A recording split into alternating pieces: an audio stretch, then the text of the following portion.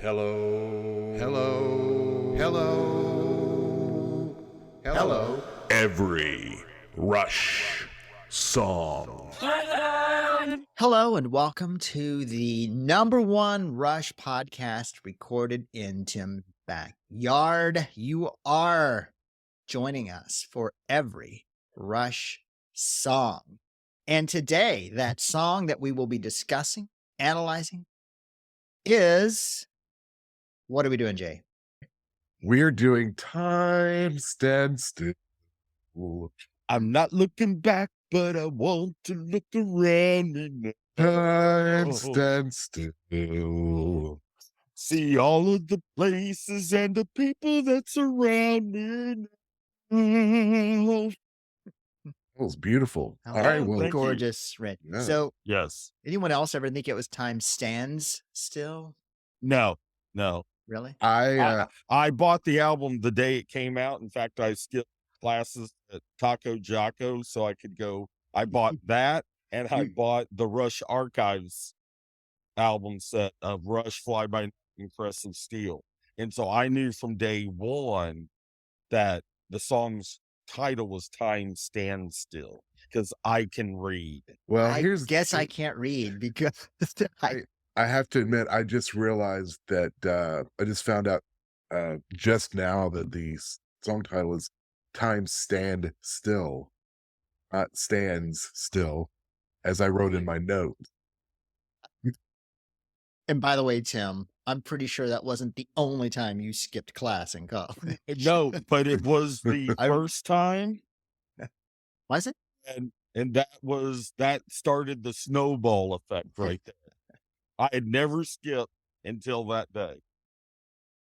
Tim and I had was it history class together? Yes, we were taking American history class. Yes. I don't know much about history. Well, look, because I remember from day one of that class, the professor said something about if you don't do good on the first test, it's going to be really difficult for you to pass. And I studied my ass off. I was watching Maverick games, studying my notes, blah, blah, blah, blah, blah. And see, I didn't really care about the Mavericks, but I needed something on in the background, Sure. And I studied. Shane didn't do a damn thing, and I think he made a 94 on the test, and I squeaked by with a 72, and I said, well, it's just going to get worse from here. Hermione let me borrow her notes, so. Hermione. Hermione. Nice. Hermione. Wow. Hermione. I didn't know you guys took class at Hogwarts. That's awesome. Yes, it was at Hogwarts Junior College. So when we said on our favorite Rush songs, when I said Time Stand Still, Tim, you called me a sellout. Do you stand by that? Do you still call me a...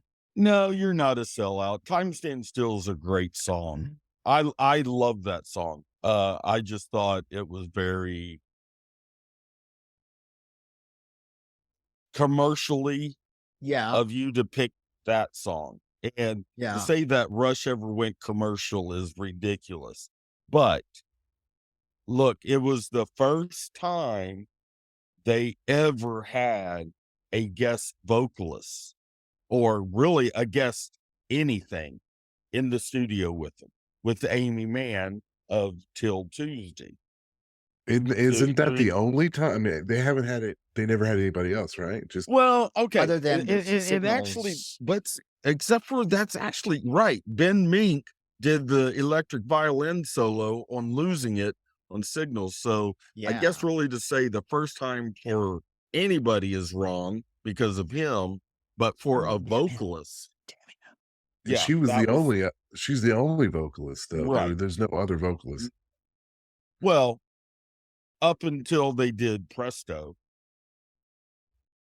There was another vocalist on Presto? Yeah, Rupert Hine, who was the producer of that album, did some at the end of the song, Chain Lightning.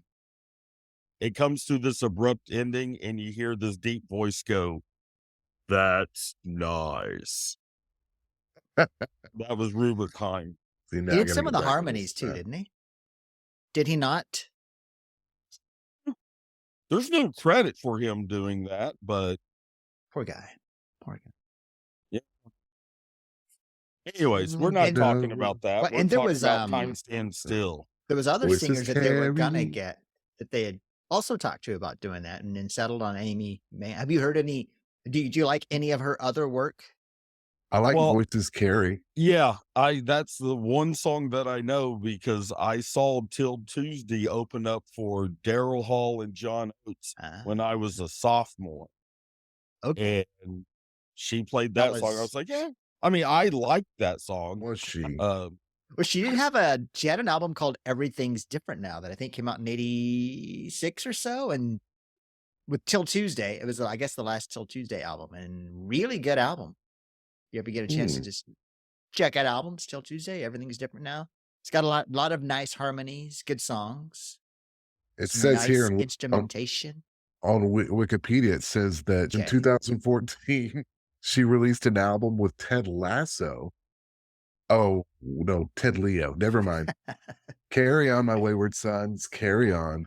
Well, she has done a lot of solo albums.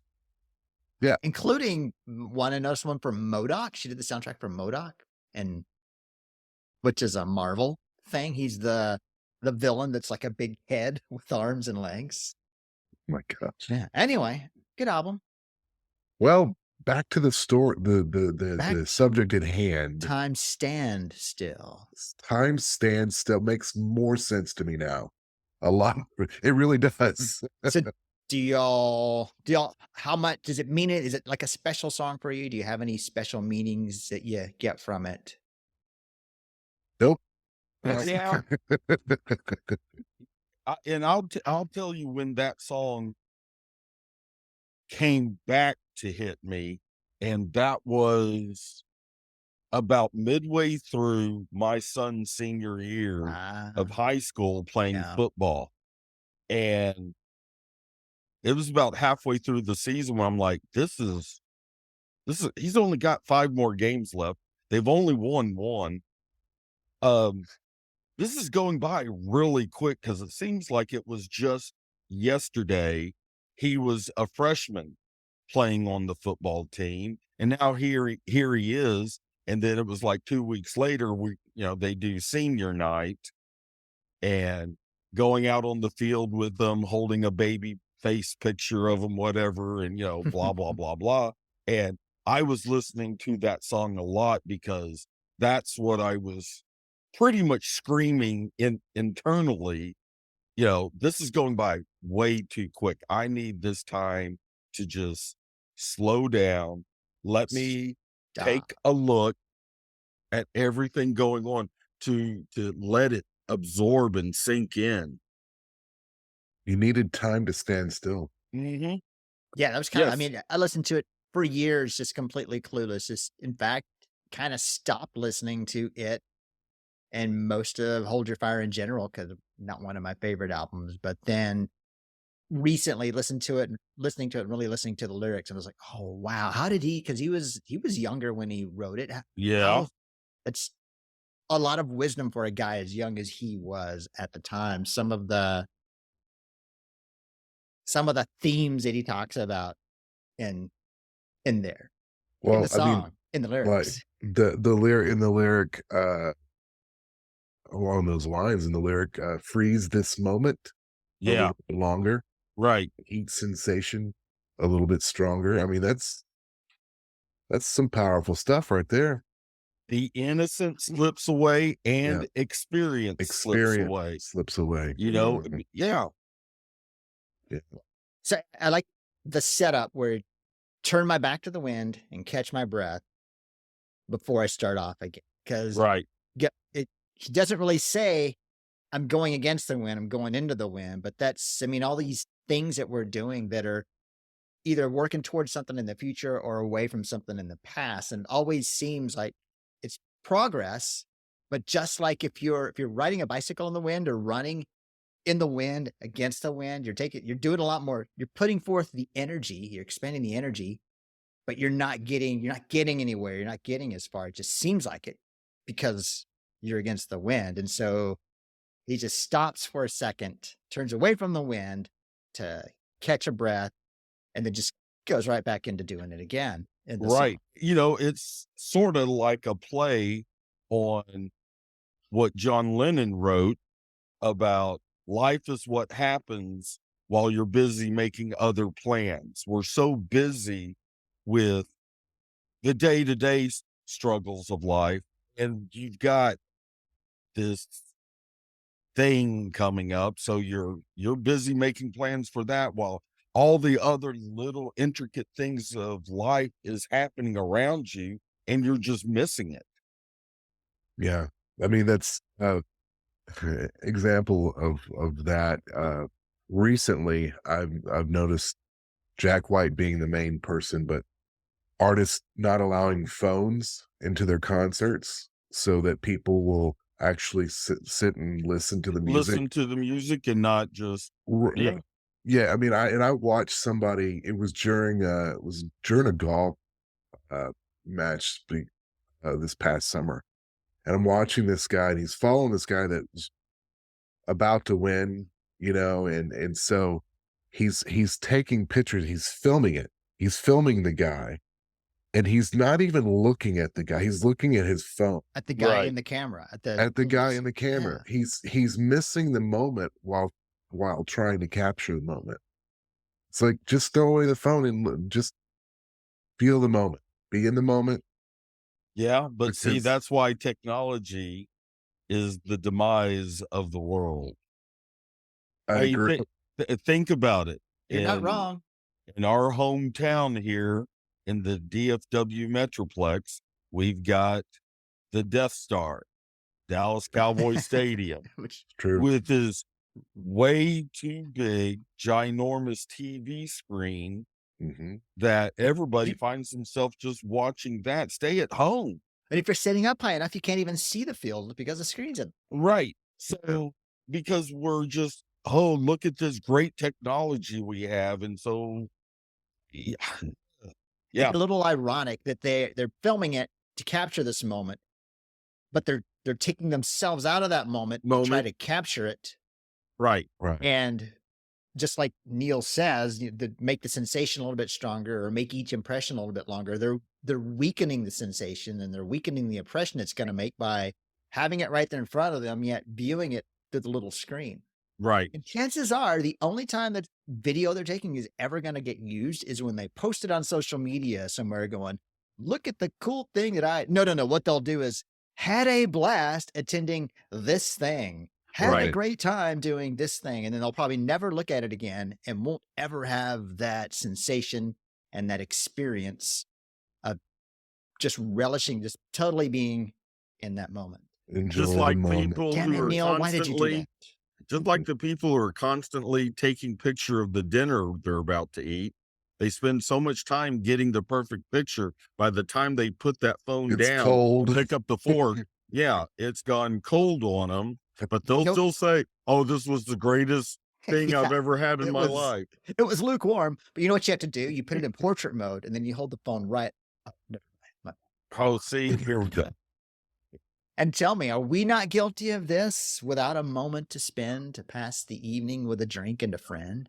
I mean, we're all pretty good at getting together somewhat regularly, but I know that's one of the things I loved about visiting my in-laws in Spain is every night when you go walking around in the evening, people are out in the parks and on all the terraces and all the friends and neighbors are out just shooting the shit and drinking and eating. And maybe it's just a North American thing. Summer's going fast, nights growing colder, children growing up, old friends growing older.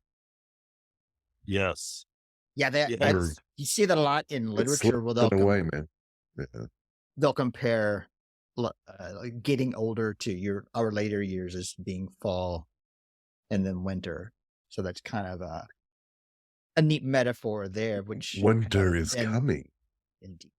And then more literally, the children are growing up, like Tim mentioned with his son's football, and the same thing with my daughter's show. She's got Beauty and the Beast coming up, and I'm just like, okay, she's got 2 more shows. Hopefully she'll have some more in college, because if she's really only has time for the High School Musical, she's got 2 left. So Right. better Yeah. enjoy. Is she doing Beauty. something else besides the Beauty and the Beast?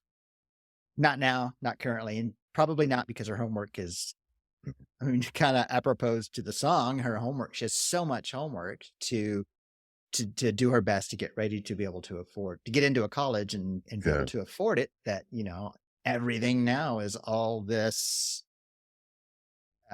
working for school, which is kind of, that's just another societal thing that bugs me, is like entire kids' lifetimes now are just one 18-year college prep course. We don't let kids live anymore, because everything's got to be about not getting in trouble, not having a bad grade, not missing homework for any time, making sure that every soccer or baseball performance is up to par, so you can get a scholarship. It's And it starts. I'm sorry. Go ahead, Jen. Are you sure? Yeah. Because I was going to let you go. No, you go. See, I'm trying to let the time stand still, so we could enjoy this moment of who's going to talk next. You know what? I'll say something next. No, you've been talking enough. That's all I was going to say, like, and again, with the sports thing with kids, it's not about, you know, that fall season of playing soccer. I mean, there are still something here. YMCA is still, you know, doing stuff like that. Kids nowadays, they're all playing on select teams, and every weekend. Right. And it's all year long. They'll take a month off here and there. My daughter's got one of her best friends she's a really good softball player, but she gets about a month off at the end of school, and then she's in Oklahoma, Colorado, Arizona every weekend because she's playing select softball. She doesn't really have that much of a summer, you know, and because it's so driven. Oh, if you want to get, you know, without a moment to spend. See, if you want to get that good college scholarship, this is what you got to do now. Yeah. Just being good in high school ball isn't good enough. So it's just too much. It's too much, man. It's too much pressure to put on kids. I mean, no wonder people are breaking down and kids are having, you know, mental health problems. You know, there's so much stress on them. You know, I thought we had it hard when we were in high school. It was easy. Yeah. Compared to what, you know, what they got to go through today. Yeah, exactly. You know, and it's it starts in like preschool. I mean, finding the best preschool and what all that kind of crap. And it's just. And so what are their parents doing at the time? They're all preoccupied about doing that, and life is just passing them by. Exactly. They're working overtime so that they can afford the private school. Yeah. Right. Yeah. So Neil was so well read. We really don't know for sure where he got inspiration from a lot of different sources, but there's one line in particular that strikes me as very stoic. Like some pilgrim who learns to transcend, learns to live as each step was the end. There's the stoic principle called memento mori. Have you heard that before?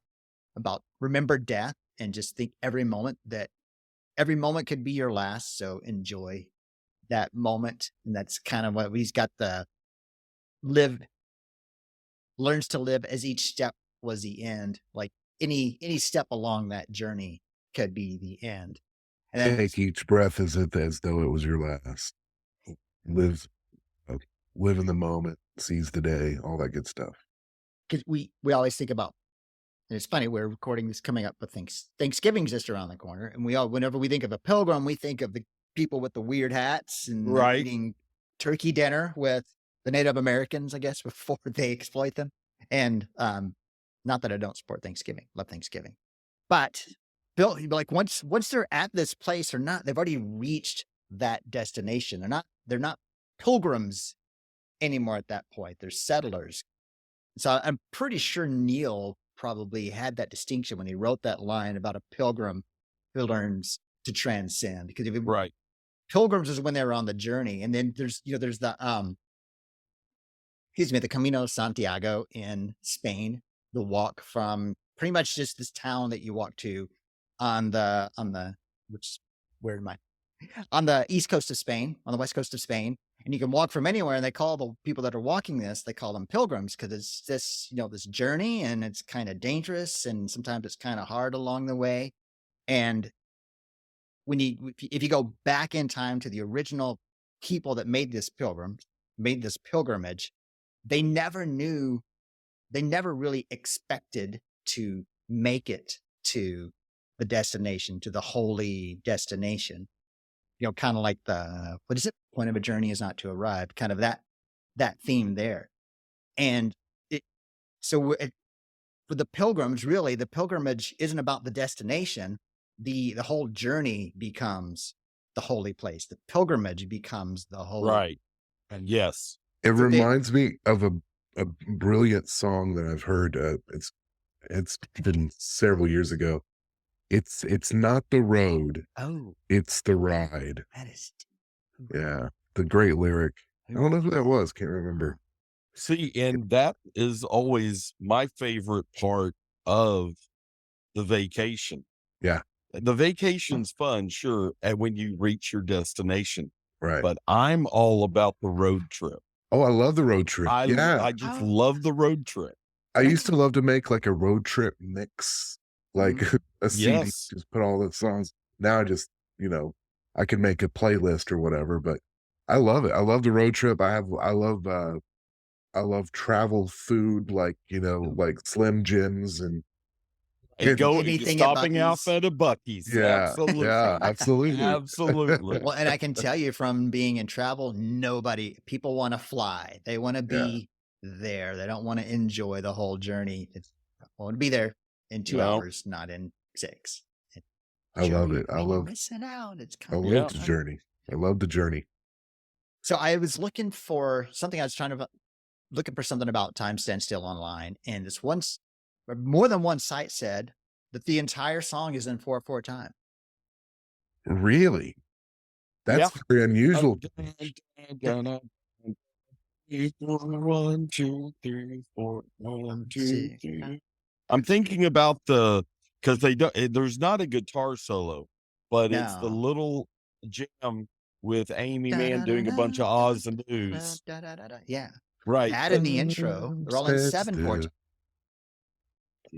Which is cool. I mean, you don't really notice, unless you're trying to count it, you don't notice it. Or I guess maybe if you're trying to dance. No, they're wrong. Because that middle section's in 7/4. Yeah, it's in 7/4. And the very beginning's in 7. That little break each time is that guitar riff is 7/4 time. Which makes me happy. Now, good time signature. The one negative thing I have about Time Stand Still, and that's the music video. The music video, okay, maybe at the time that they shot the video, okay, that might have been high production value, but when you look at it today, you just go, oh, well, yeah. And then, of course, Getty with his raccoon haircut at the time. That phase of his hair was the worst. Pressure through. Yeah. That just wasn't good. No. Now, there is a funny part in the video. So when we're talking about that middle section, and it's just streaming all these different shots of Alex, Getty, and Neil, and they're all standing really close to Neil's drum kit, and they're just playing do do do do do do do. But there's one part where Getty and Alex are just jumping in synchronization up and down. And there's a time that Neil actually looks up smiling at the camera, which you never ever saw. I do like that part. But oh my gosh. The one thing I did not understand at the end was, Amy Mann's all busy throughout the whole video, videoing them because she's working a camera. And you get the very last bum, bum. And then her and her camera just take off and fly off into the distance. And Getty and Alex are just looking at her, and Neil stands up from behind the kid, turns around, and all three of them just looking at her fly. I'm just, okay, I guess that was a good way to end the video. Thank you. Good night. Yep. Most music videos are but stupid. That's it. Wow. And I'm trying to remember, how high did Time Stand Still rank in the music charts when it came out? I don't know. I wish we had a way to find out something like that in America on 2020. What year is it? 2020? It was 22. 22. I hope this episode comes out in 2022. That- Otherwise, that we're would going to be look really dumb. Yes. 23. I don't think it'll be that long. Jay, you haven't looked it up yet? I'm looking it up now. I It do peaked. like. Oh my goodness, this cannot be Tell us, Jay. real. Tell us, Jay. Okay, us. so according to Fine, don't tell us. according to Wikipedia, the song "Time Stands Still" peaked at number 3 on the U.S. mainstream rock charts. Wow. Interesting. That's interesting. In the U.S. But still not as high as I think it's still their highest charted song. Does anybody know that one? Don't look it up. I'm gonna guess it's gonna be Tom Sawyer. No. Closer Really? to the heart. No. What? No, Roll the man, bone. 1977? No.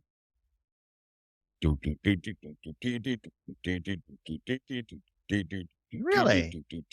New World Man. Made it up to Really? number 2. Almost didn't make the album, and then look at that. Right. Yeah. Look at It was a that. throwaway. Hmm. And they said, wait a second, guys. This song's Countdown's good. pretty long. Digital Man's pretty long. But we're about 2 minutes and 54 seconds away from being able to complete the album. Okay, well, I was messing with this little reggae thing. And we do But get yes. Nils. Don't we get Nils hi-hat thing? I mean, ride cymbal thing. On Time Stand Still? Yeah. Yes, we do. Yeah. Yes. And then like on the pre-chorus when he's just doing the beats with the ride. Yep. Yeah. Oh, man. I'm obsessed with Neil's ride cymbal work. He just does the coolest things, and I don't know if it's probably his drumming, but probably the engineering too, where they just, you know what, we have to capture the ride signal, ride cymbal. All the other toms, all that stuff, but we have to make sure we get that ride because he's doing really cool things on the ride cymbal. Yeah. I mean, yeah. And then in It's headphones, something interesting. I disagree with me. I'm And wrong. then, yeah. And there's a lot of cool Yeah. things in the headphones too with the percussion because there's a lot of cool stuff in a fill where it's all of a sudden over on the left side. Right. Yes. And super cool. Are there? It seems like it on that part. I guess it's the pre-chorus where he's doing that upbeat on the ride, and then there's like a lot of little things going on too. Right. And Is there any overdubbing in that, or is he? No. doing all right? I think that was hitting triggers. So he could hit a trigger, and when he hit that one tom, he got the tom sound plus that little echo, or whatever it was. Yeah. Interesting. You know, not that he's pretty good. You know, he was okay for his time. Yeah. Or You any mean other time. you mean since time began? Exactly. Yeah. Yes. Right. Oh wait, you know what, Tim? Give us one jump scare. Oh, hey, that was good. Oh my you got me. gosh. Wow. That was good. Wow. Can we keep our PG rating? Oh no, we can't because Jay said the F word. I did not. You did Can't- say the F word. You can't. earlier. You can't. You did. can't prove You that. There's no way you can prove that. Oh, wait a minute. did. Ooh, now he's moonwalking in the dark. No, he's just mooning. Wow. Any other thoughts? Anything from your notes that we left out of? Time stands still. No, actually, we hit upon most of my notes. My notes were like 3 lines. I would like to ask the listeners if anybody knows for sure. That's what's important. That was one of the things, being so young at the time, I'm going, how are they going to perform Time Stand Still live? Is Amy Mann going on tour with them and she'll be opening up and then just come out and sing her part? But, of course, the greatness of Rush, playing with tracks and stuff. Yeah. But I want to say it was the Presto tour, because on a couple of songs like Superconductor, Alex actually had a keyboard on stage and he was playing some keyboard parts. What else And I want to say, because Alex isn't doing anything through the whole time stands still, that I remember just like Amy Mann. It was a dead Amy Mann. Wow. If she was dead, I'm just saying that's what she would sound like. I don't think she would make a sound at all. Shut up. Okay. You don't know. But I think Alex at that point was actually playing that part on the keyboard. So they had sampled that and he would play that. Oh yeah. It made it. Yeah. It sounded but I don't know if that's absolutely correct. So every Rush fan, song people, listeners, chime in and let us know if what I'm saying is correct or not. Yeah. Chime in. Give us a call on the hotline, 787-13. No, what? Sorry. Wrong 787 station. 2112. Ooh, I wonder if we could get a phone number. Get 2112.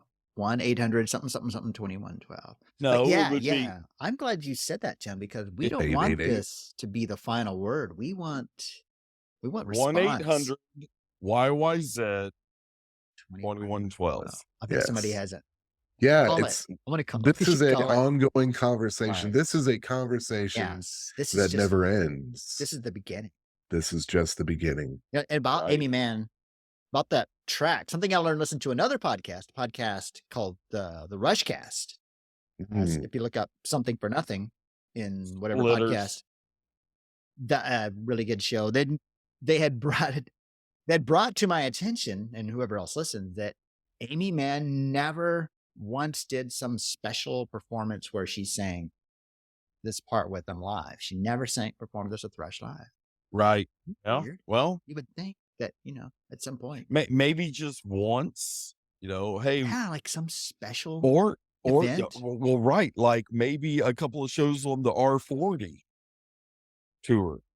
At some point, they could have played Time Stand Still and have Amy Mann come out. She now, again, them off.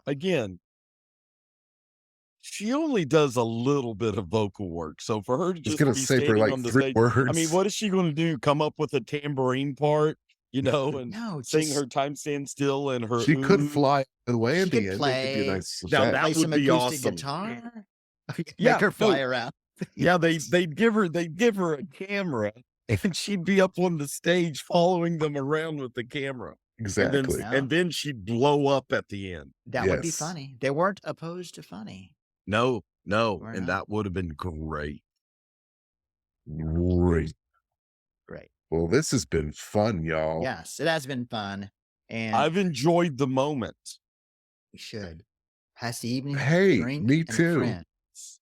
Jay, Tim, Dave Growl, Chris Christopherson, Salvador Dali. Just enjoying the moment, talking about Rush. Hello, Dali. Well, if you want to join in on those conversations, we are every Rush song on every social media platform I can find. I just recently, I signed us up on Reddit. I don't even know what that is. Tumblr. I don't know what it is, but we're every Rush song on it. So just swipe right. Swipe right. Is that no? Is there scatological? What are you talking about? I don't know. Right. Tim, take us home as only you can, please, sir. Thank you very kindly. Yep.